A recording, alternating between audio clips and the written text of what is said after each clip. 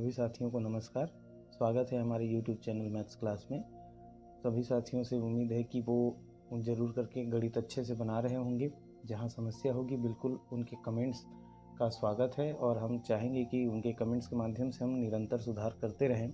तब तक के लिए साथियों अपना प्यार देते रहिए हमें, और इस चैनल को लाइक, शेयर और जितना ज़्यादा हो सके सब्सक्राइब कीजिए, ताकि हम हमेशा अच्छा कार्य करने के लिए और हमेशा गणित के क्षेत्र में कुछ अच्छा करने के लिए प्रोत्साहित होते रहें।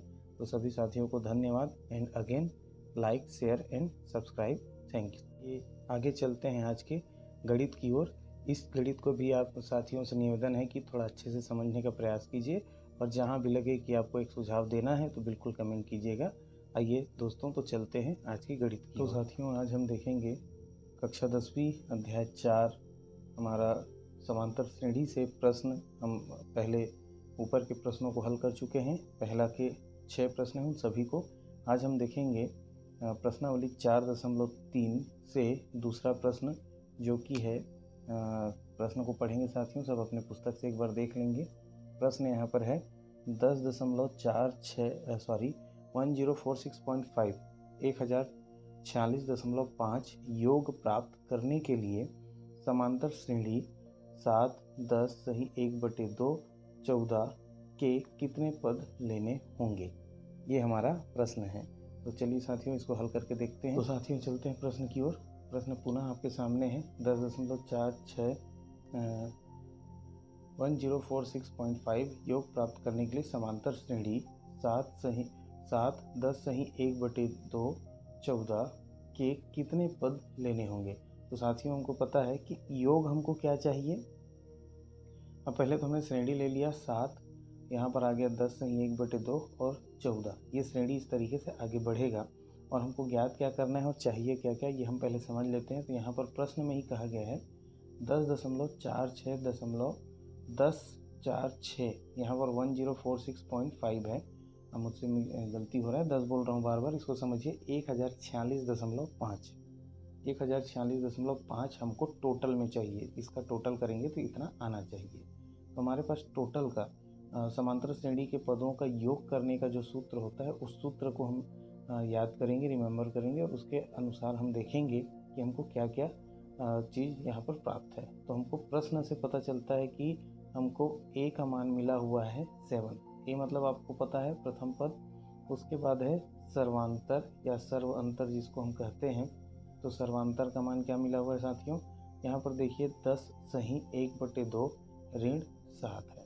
तो इसका उत्तर हमको क्या मिलेगा, इसको हम हल करके अभी देखेंगे। आइए इसको हल करते हुए देखते हैं। ये जो 10 सही 1/2 ऋण हमने क्या किया हुआ है 7, तो इसको हल कैसे करेंगे। तो ये जो सही वाला है, इसको हल करने का हमने मेथड पढ़ा है या हम जानते हैं, उसको रिकैप करेंगे, उसको दोहराएंगे। कि देखिए ये नीचे वाली संख्या का, यहाँ जो बीच वाली संख्या, ये पूर्णांक है और ये परिमेय संख्या है। तो इस पूर्णांक के साथ इसका हम गुणा करेंगे, 10 का 2 के साथ गुणा करेंगे, 10 दूने 20 और 1 इसमें जोड़ देंगे। तो इसका जो ये मिश्र भिन्न है और ये उसका सरल भिन्न आ जाएगा। क्या आ जाएगा यहाँ पर 2। तो यहाँ पर 2 का हमने 10 से गुणा किया, 10 दूने 20 और 1 21 और नीचे आ गया 2। तो ये जैसा था वैसे ही हो गया साथियों। यहाँ पर आ गया 7। अब इसको हम हल करेंगे तो क्या हो जाएगा 21/2 ऋण, यहाँ 7 का हम गुणा करना चाहते हैं, यहाँ उसके हर में कुछ नहीं, तो हम ये मान के चलते हैं कि यहाँ पर 1 है। तो जब यहाँ पर अपन 1 मानेंगे तो फिर क्या होगा, नीचे में जब संख्या समान नहीं होता तो हमको तिर्यक गुणा करना है। तो यहाँ पर जैसे कि 1 है तो 1 का गुणा 21 से करेंगे वो उतना ही रहेगा, लेकिन जब 2 का गुणा 7 से करेंगे तो कितना हो जाएगा, 7 × 2 हो जाएगा।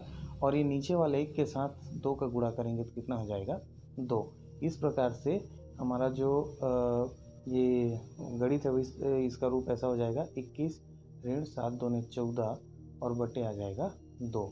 तो क्या होगा साथियों, यहाँ 21 में से 14 गया तो 7/2 हमारा उत्तर आएगा। ये क्या होगा हमारा D। तो D हमको निकालना था, मैंने यहाँ पर निकाल के आपको बता दिया। आगे अब इसको हम हल करेंगे कॉपी में। तो हमारा सर्वांतर कितना आया था वहाँ से, जो है 7/2 आया हुआ है। अब आगे हम देखते हैं साथियों, प्रश्न से हमको क्या क्या चीज़ें मिल गई। प्रथम पद बराबर 7, सर्वांतर हमने निकाल लिया 7/2, और इसके बाद आगे का हमारे पास आएगा n पदों का योग। n पदों का योग जिसको हम क्या कहते हैं, Sn कहते हैं। तो Sn का मान हमको क्या मिला है, 1046.5, ये हमको निकालना है। अब इसी के लिए ये जो सूत्र है, ये जो मान है, इसके लिए हमको क्या कहा गया है, कितने पद लेने होंगे, ये मेन इसका प्रश्न है। इसको अब हम हल करेंगे। तो सूत्र जो होगा हमारा Sn equal to n/2 2a plus n-1 into d में मान रखने पर, इसमें हम क्या करेंगे साथियों, मान रखेंगे। तो चलिए इसमें मान रखते हैं, क्या हमको उत्तर मिलता है देखते हैं। तो यहाँ पर मान रखेंगे, Sn की जगह पर हो गया 1046.5, और n की जगह पर n चूँकि हमको निकालना है तो n की जगह पर n ही रहेगा। यहाँ आ गया 2, और a की जगह पर है मान 7, तो हमने क्या रखा है यहाँ पर, n की जगह पर मान 7 रखा है। और इसके बाद यहाँ पर आ जाएगा n की जगह पर n ही है -1, और d की जगह पर हमको क्या मिला हुआ है साथियों, 7/2। अब ये आगे हम हल करते हैं। देखिए इसको हम ट्रांसफ़र करेंगे तो देखिए क्या कर सकते हैं कि ये जो ब्रैकेट में है, ब्रैकेट के साथ जितनी भी संख्याएं हैं उनके साथ n/2 का क्या हुआ है, गुणा हुआ है।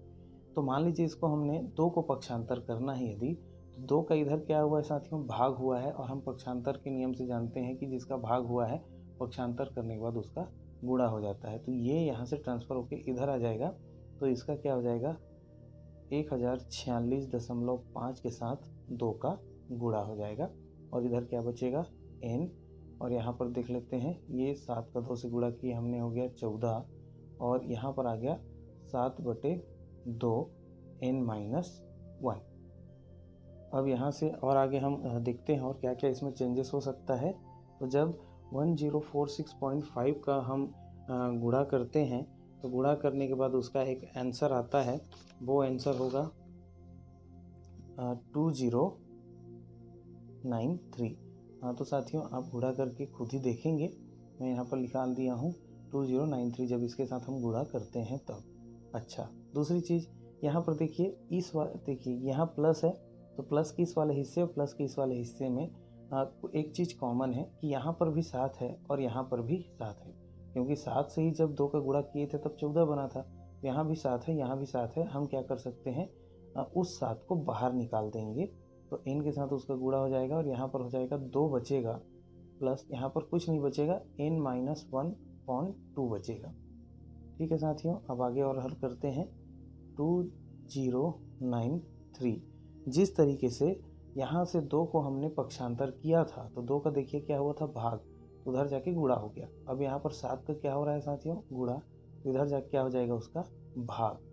तो इस प्रकार से यहाँ पर हमारे पास क्या क्या बचेगा, n बचेगा, और 2 का देखिए इसके नीचे कुछ नहीं है, मतलब यहाँ भी तिर्यक गुणा होगा, 2 का 2 से गुणा किए 4, 1 का n-1 से गुणा होगा, n-1 ही होगा, और 2 का 1 के साथ गुणा किए साथियों, हो गया 2।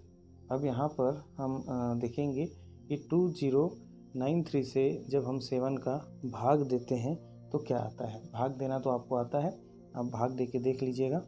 यहाँ पर जब इसके साथ भाग दिया जाता है तो 299 आता है। आप चाहें तो भाग करके देख भी सकते हैं। 7 का पहाड़ा हम एक बार पढ़ेंगे, यहाँ 7 दूने 14, कितना बचेगा साथियों, 6, और 6 दहाई रूप में और 9 इकाई रूप में, मतलब क्या हो गया, यहाँ 69 हो जाएगा।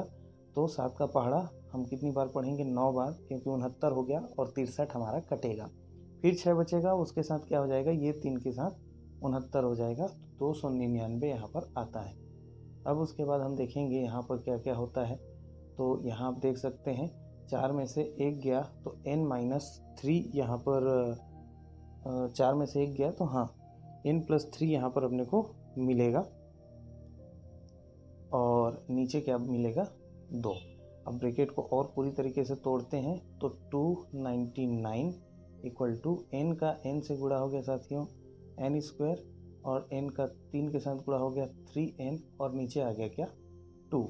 अब चाहें तो इसका भी तिर्यक गुणा यहाँ पर करेंगे तो हमको इसका एकदम परिवर्तित रूप हमको मिलेगा। 2 का 299 से हमने गुणा किया तो 598 हो गया, और यहाँ क्या मिलेगा n स्क्वायर प्लस 3n। तो ये हमको एक सूत्र मिला। इसको अब आगे हम हल करेंगे तो इसको वर्ग समीकरण के मेथड से हल करेंगे। देखते हैं कैसे हल करेंगे। हाँ तो साथियों हमको समीकरण मिला हुआ है ये n square plus 3n equal to 598। अब इसको हमको क्या करना है, हमको ये करना है कि इसको हम ट्रांसफ़र करेंगे, पक्षांतर करेंगे तो n square plus 3n minus 598 हमको मिलता है, और इधर हो जाता है इक्वल टू 0। तो आप देख सकते हैं ये जो समीकरण है ये एक वर्ग समीकरण है।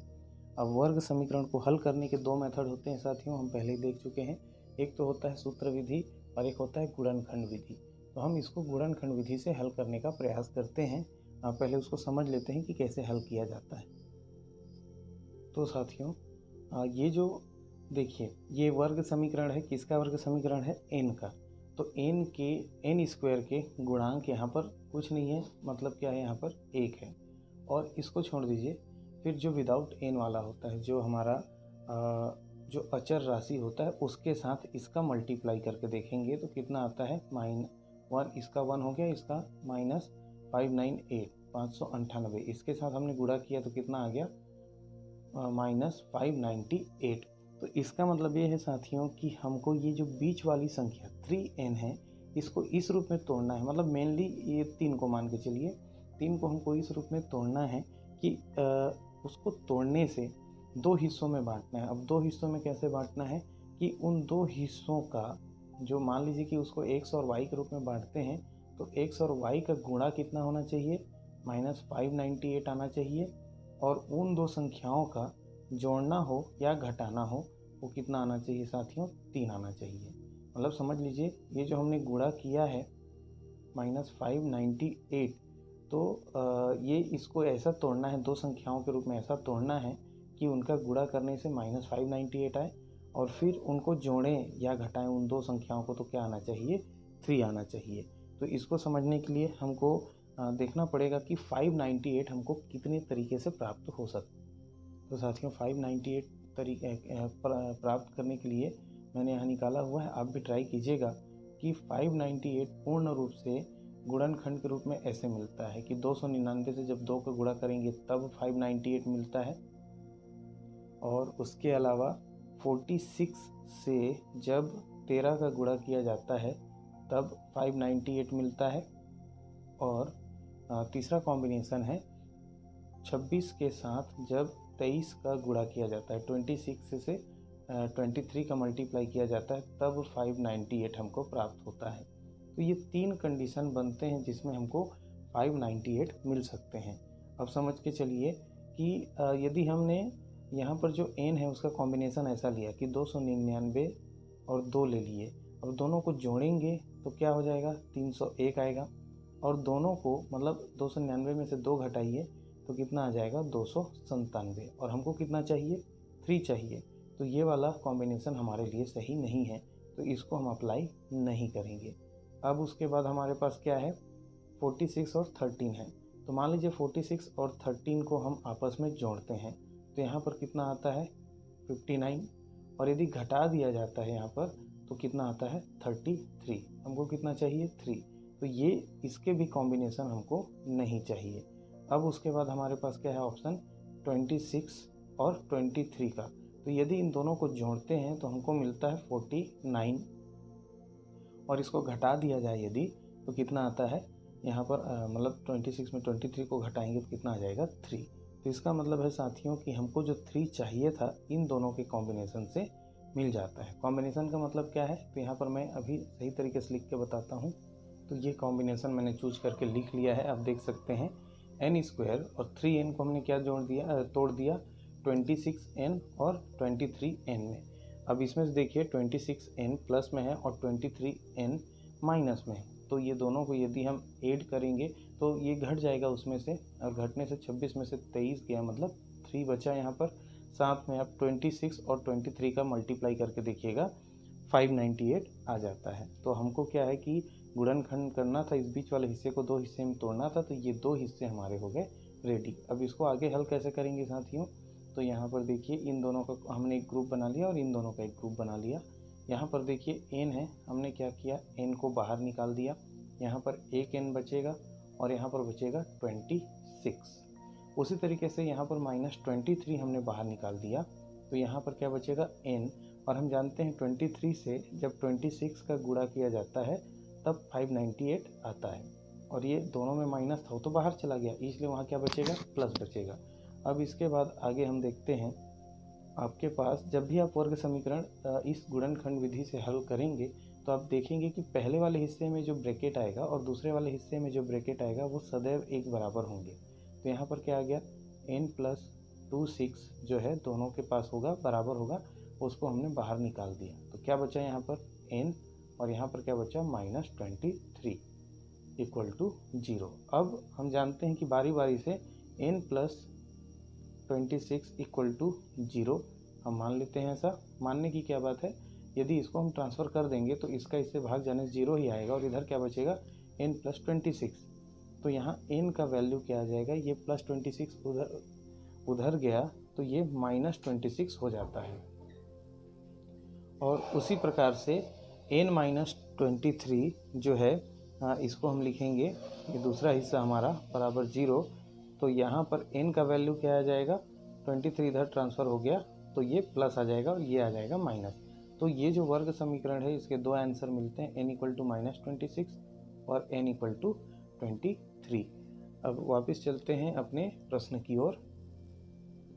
हाँ, प्रश्न में हम वापस आ गए और यहाँ पर से हमने समझ लिया है कि हमको क्या करना है, n² प्लस यहाँ पर हमको क्या रखना था 26n - 23n, हमने वहाँ रफ वर्क कर लिया था, समझ लिया था, और -598 = 0। और यहाँ हम हल करके निकालेंगे तो ये n आ जाएगा, यहाँ पर आ जाएगा n+26, और सेम वहाँ जो किए थे 23 को बाहर लेंगे तो यहाँ बचेगा n प्लस इधर आ जाएगा 26 = 0। अब इसमें से n26 हमने ले लिया था, n+26, और यहाँ बचा था n-23 = 0। तो अतः n के 2 मान हमको मिलेंगे। हमने वहाँ हल किया था साथियों, आप एक बार और जाकर वहाँ चेक कर लेंगे। मैं यहाँ डायरेक्ट लिख रहा हूँ कि n के 2 मान मिलेंगे, एक तो आएगा -26 और एक आ जाएगा 23। तो पदों की संख्या ऋणात्मक नहीं हो सकती, ठीक है, कभी भी संख्या जो होगी पदों की संख्या ऋणात्मक नहीं हो सकती, इसलिए ऋणात्मक नहीं हो सकती, इसलिए हमारा n का मान होगा, इसलिए n = क्या आ जाएगा 23। तो ये था हमारा प्रश्न जो 4.3 का दूसरा प्रश्न जो था हमारा, इसका उत्तर क्या आ गया साथियों, n = 23। तो उम्मीद है सभी साथियों को यह गणित पसंद आया होगा। आप इसी की सहायता से अन्य गणित भी बना के देखने का प्रयास कीजिएगा, और हमारे लिए जो भी सुझाव होगा कमेंट करके ज़रूर बताइएगा। तब तक अपना ध्यान रखिए, स्वस्थ रहिए, मस्त रहिए। धन्यवाद।